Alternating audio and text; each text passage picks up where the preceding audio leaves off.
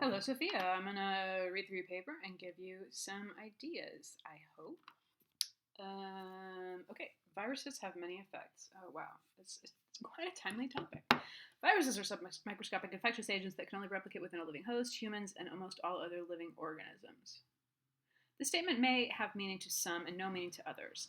Essentially, viruses are tiny particles that are even smaller than bacteria and can infect organisms. Almost every ecosystem on Earth experiences a virus. Experiences? Not just human beings. That said, viruses affect all humans in different ways, whether by contracting one or having a job that is affected by one. Many common diseases come from these microscopic agents, such as Ebola, influenza, and the infamous COVID-19. While the world shouldn't revolve around viruses, it should consider the roles that these viruses play in our livelihoods, health, and even our chemical makeup. That sounds good.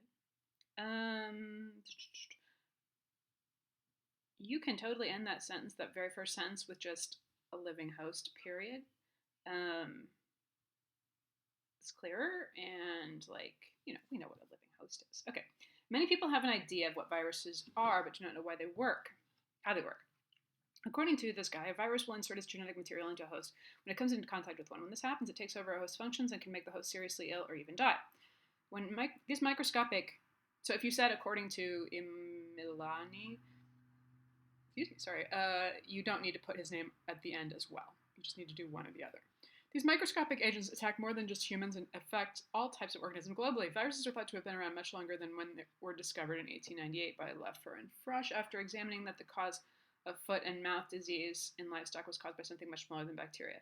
That was a real long sentence. I feel like that could be split and shorter to make it clear. Although there are no fossil records of viruses, some believe that viruses are the cause of extinction of some species. While this may be true, it is highly unlikely that a virus caused the mass extinction of dinosaurs and other species 65 million years ago, because a single virus only targets a single species. Again, great ideas, but I might split that into while this may be true, it is highly unlikely the virus caused mass extinction of dinosaurs, period. A single virus only targets a single species. So yeah, your ideas are great, but you have a lot of really long sentences all next to each other, and having a little short one can give your reader a break and help them to kind of land on your idea. Okay, Miliani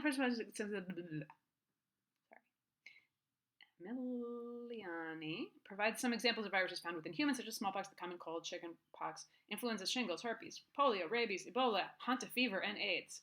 I don't know that you need to quote him with those examples, but maybe you do because of reasons that come along later.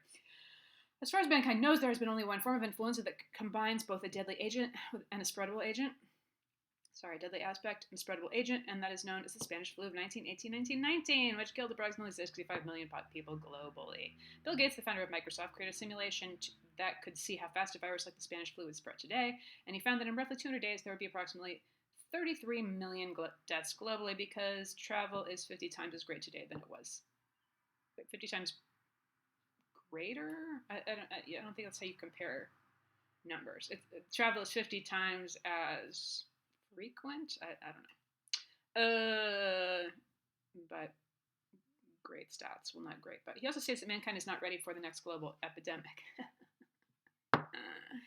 Oh, God. Although viruses can be fatal, they can be beneficial in a few ways. Viruses can be used for genetic engineering because they carry out the transfer of genetic material between different hosts. While this work is important, there's another potentially more important reason as to why viruses can be a good thing.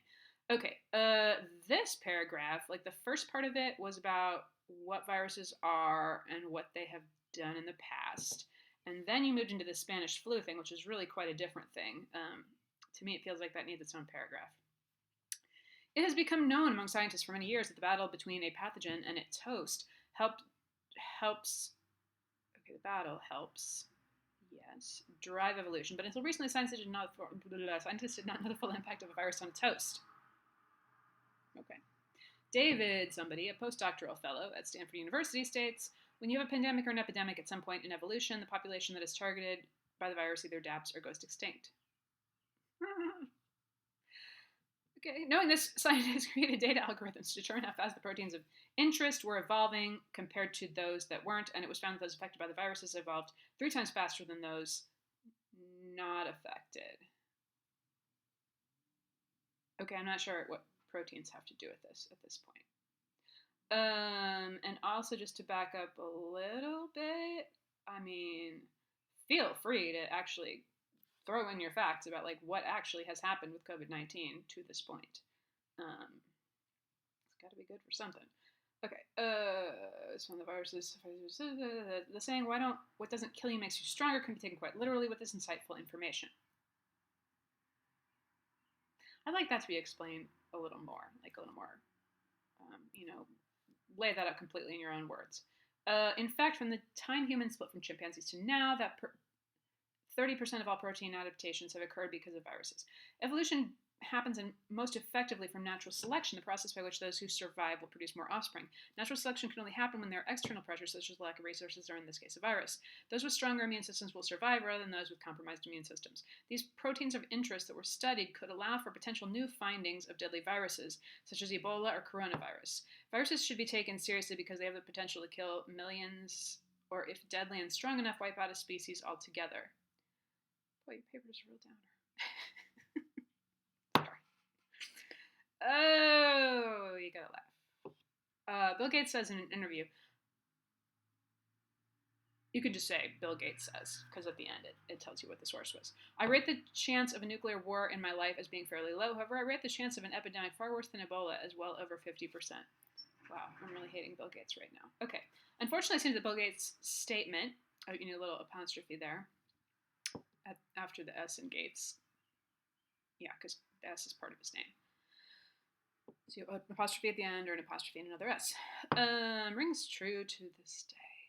There's a global epidemic recurring right now known as coronavirus. There it is. Okay, this virus then gives people the disease known as COVID-19. It targets the lungs and specifically the elasticity of it, which allows one's lungs to expand and contract. Without the elasticity, it causes a shortness of breath and it can, in a way, cause someone to suffocate. This disease is not to be taken lightly and has changed the lifestyles of every citizen. What? It's a place I might put like almost all, just to like leave out, some person who's living out on the Alaskan tundra and haven't seen anyone in years. Just to make your argument as strong as possible. Nurses, doctors, and other medical professionals are working ungodly amounts of hours because they're shorthanded due to the amount of staff that have contracted the virus. You could be more specific there and talk about where that's happening, because I don't think that's happening in Kansas City now, but I don't know, maybe you don't want to.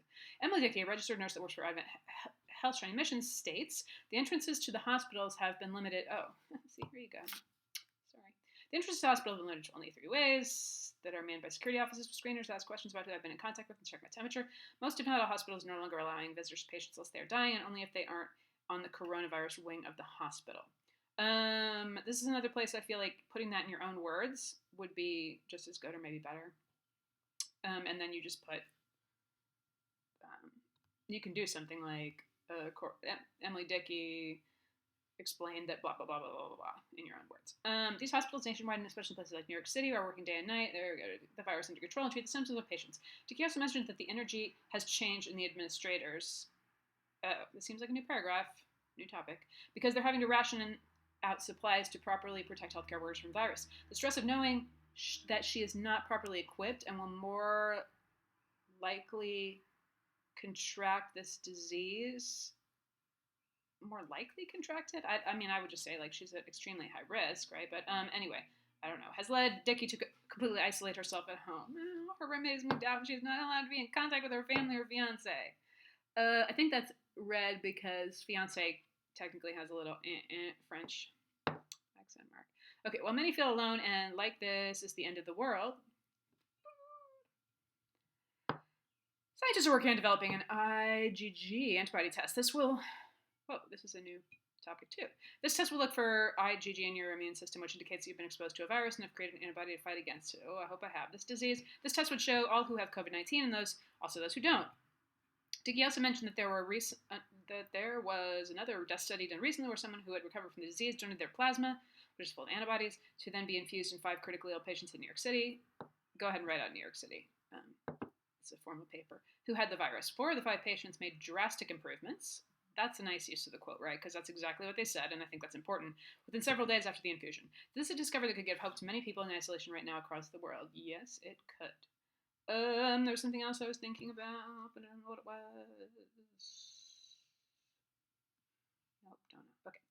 Those have not been important. Viruses, seemingly small and insignificant molecules, can do large harm or shockingly can help.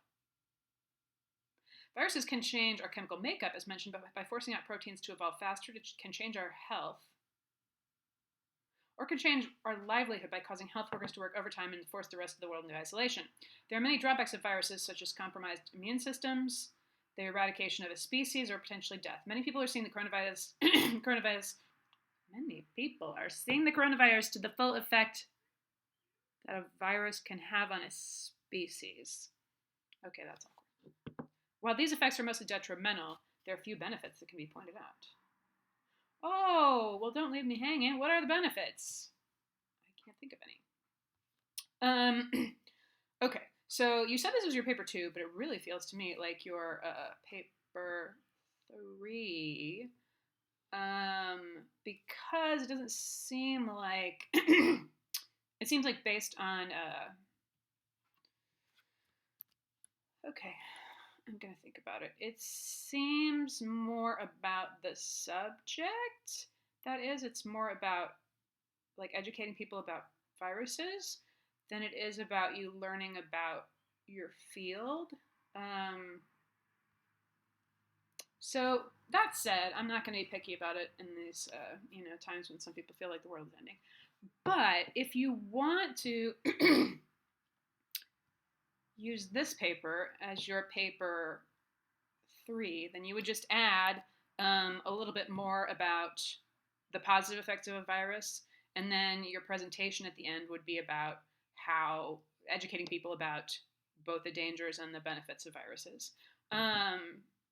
But I'll also accept this as paper 2 because life is too short. I didn't mean it like that. Okay. So I hope this is helpful for you. And please email me if you have questions.